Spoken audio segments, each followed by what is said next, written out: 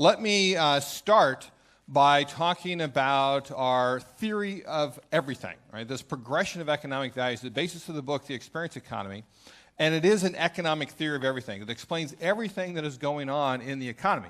And I'll start at the beginning, because in the beginning were commodities. Commodities are the things that you grow out of the ground, pull out of the ground, or raise in the ground, animal, mineral, vegetable. And then you extract them out of the ground and sell them on the open marketplace. Commodities are the basis of the agrarian economy that lasted for millennia. But then thanks to the Industrial Revolution, we're able to move to an industrial economy based off of goods. People moved out of farms and into factories where they make tangible things out of those commodities that come off the farm and out of the ground. Right? Tangible things, those are the goods that are basis of the industrial economy. And if you go back 100 years ago, over 40% of the people at that time were actually making things with their hands. And you go back 200 years ago, over 90% of the people were pulling things out of the ground, were in farming. But today, around the world, less than 20% of the people make manufactured goods in developed economies. In the US, it's down to less than 10%. And it's down to less than 5% of the people that make commodities. Right? So where have all these people gone? Where they've gone into services. We moved out of factories and into offices, into retail, into hotels, into hospitals, into distribution, transportation, into service jobs. We use goods as the raw material to deliver a set of intangible activities on behalf of an individual person. That's what a service is. And today we're in a service economy where 80% of gross domestic product is in services. Over 80% of employment is in services. And over 80% of what customers want is, in fact, the service, not the good. What happens in the service economy is that goods become commoditized. Commoditized meaning they're treated like a commodity, where people don't care who makes them, they don't care about the brand, they don't care about the features, because it's all pretty much the same anyway. They care about three things and three things only: price, price, and price. Right? That's when goods have been commoditized. And in fact, the internet is the greatest force of commoditization ever invented. The frictionless marketplace means that customers can instantly compare prices from one vendor to another, and it tends to push them down to the lowest possible price. But what we see increasingly is that services are being commoditized as well. Long-distance telephone service sold on price, price, price. Fast food restaurants with all their value pricing. And the internet can even commoditize services. If you look at financial services, what used to cost several hundred US dollars to buy or sell a block of shares with a full-service financial broker can now cost as low as $3 with an internet-based broker. And what that fundamentally means is that goods and services are no longer enough. Goods and services are everywhere becoming mere commodities. So it's time to move to a new level of economic value.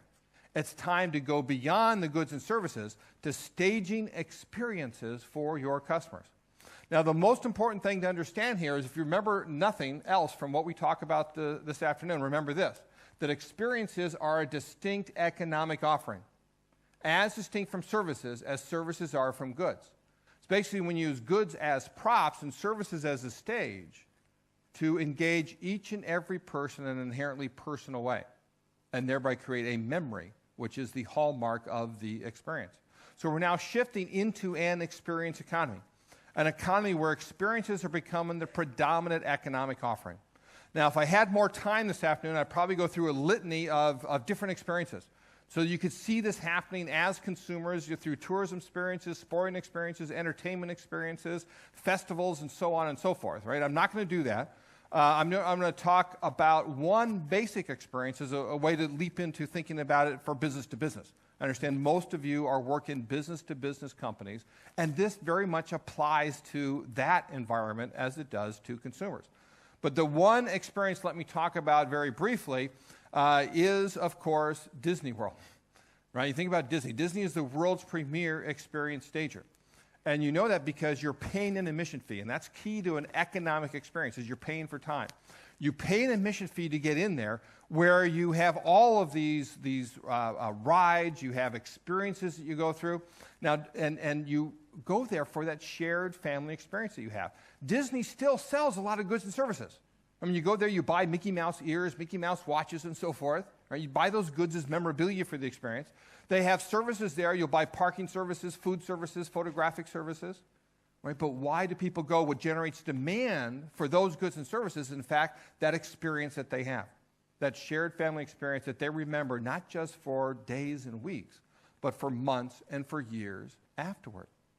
Now, if you think about in business to business, think about a trade show. And I just, pulled this one up off of the internet because I figured there might be some people here going to this particular trade show later this year. But you think about a trade show, it's just the business to business equivalent of going to Disney World. Right? Think about it. You're going into this big space where you pay an admission fee to get in. There's all these different attractions that are trying to capture your attention and get you to come and spend time with them. You walk away with all this memorabilia of the experience that you have there, right? So we see that experiences apply as much to business environments as they do to consumer environments. You can see that across many different enterprises. Whirlpool, the appliance manufacturer, decided to stop going to trade shows, actually, and they created their own experience for their distributors and retailers called the World of Whirlpool. This is on the Chicago River in downtown Chicago, where they engage people not just for the 10 or 15 minutes they would get them at a trade show, but in fact for hours and sometimes for days, where they can in fact show off all their appliances with cooking demonstrations, washing demonstrations, and so forth. Get them to actually experience these goods before they then sell them to their particular consumers. You see it also, one of my favorite examples of this is Case Construction. Right? They make huge, big construction equipment. And what they did is they created an experience center, the Tomahawk Experience Center in Wisconsin, to bring their customers up, expose them to these products. It's basically a huge sandbox where they get to try out all the bulldozers, the front loaders, the earth movers, and that. They have rodeos and contests, who can move the most amount of dirt in the shortest amount of time.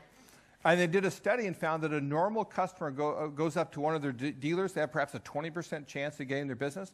They bring them up to the Tomahawk Experience Center, goes up to 80%. Right, from 20% to 80% because of the experience that they create. Autodesk, the software maker, actually created the Autodesk Gallery in San Francisco, where they create a museum experience to show off all of the ways that their customers use their products. So you have engines there from aircraft manufacturers, a Mustang from Ford.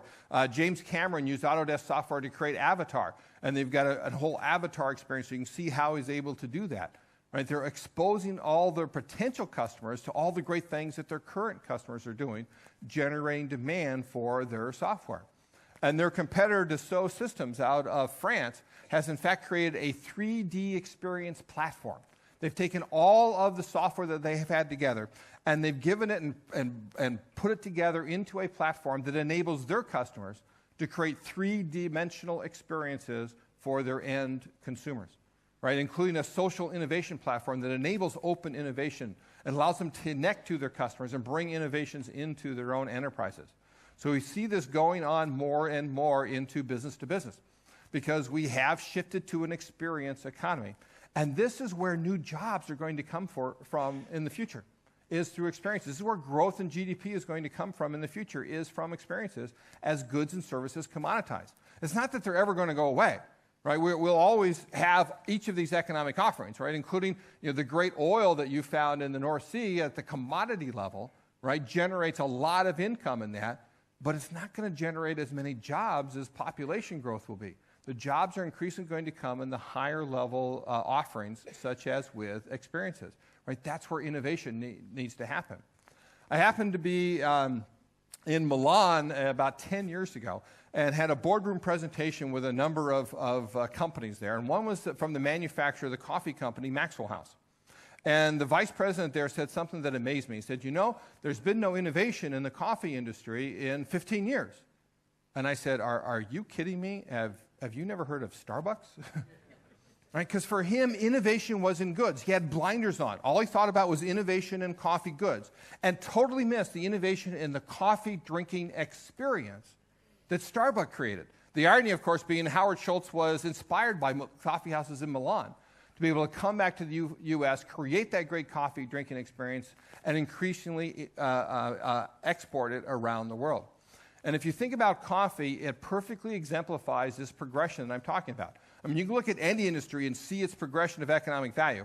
But coffee is very key because, coffee at its core is beans, right? It's a commodity. In fact, look up the future price of coffee in the financial newspaper every morning. And if you convert it from a per ton to a per cup basis, do you know how much coffee costs per cup when you treat it as a commodity? Right? It's a fraction of a krona. Right? It's about 1/5 of a krona. That's how much coffee costs per cup as a commodity. But if you take those beans, you grind them, roast them, package them, put them on a grocery store shelf somewhere, right now you can get a krona or less per cup of coffee. But if you then perform the service of brewing it for a customer in a vending machine, a kiosk, a service establishment somewhere, now you can pay 20, 25 krona per cup of coffee. But if you surround the brewing of that coffee with the ambiance and theater of an experiential coffee shop, now how much are you paying? Right? 40, 50, sometimes 60 krona per cup of coffee. Right? And the same thing whether at Starbucks. Right? They've created a coffee drinking experience there that goes far beyond the level of just getting the basic cup of coffee made for you. Of course, Starbucks doesn't hold the record for a cup of coffee. I had an opportunity a couple years ago to take my wife to Venice. And there, of course, we went to the Piazza San Marco, and we enjoyed a cup of coffee at the Cafe Florian. And we soaked in all of the sights and sounds that most old world of Italian cities. And then I got the bill. You know how much the coffee cost at the Cafe Florian? Right? Plain old Cafe Americano, 13.5 euros. 13.5 euros, right? Was it worth it? Assolutamente. Right? Absolutely it was worth it. If you create an experience, your customers are going to be willing to pay for that experience. And you'll be able to charge a premium for it. Now, this, in fact, is my standard order at Starbucks. I actually never drink coffee.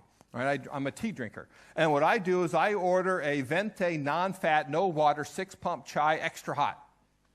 Right? That's my order. And every one of those things is a level of customization that Starbucks does for me. And in fact, all of those are customer innovations. Right? Starbucks practices open innovation, and it's customers that told them they wanted it hotter than normal, that they wanted to add an extra pump of chai, make it stronger than normal, right? Take out the water, add more milk, and so forth. And I learned each of those things just by listening to the people in front of me in line. Right? I didn't know any of that was possible. It's a secret menu that they have that their customers are asking for. And that level of customization is, in fact, core to this progression of economic value and how I discovered it. As Ava mentioned, my first book was called Mass Customization.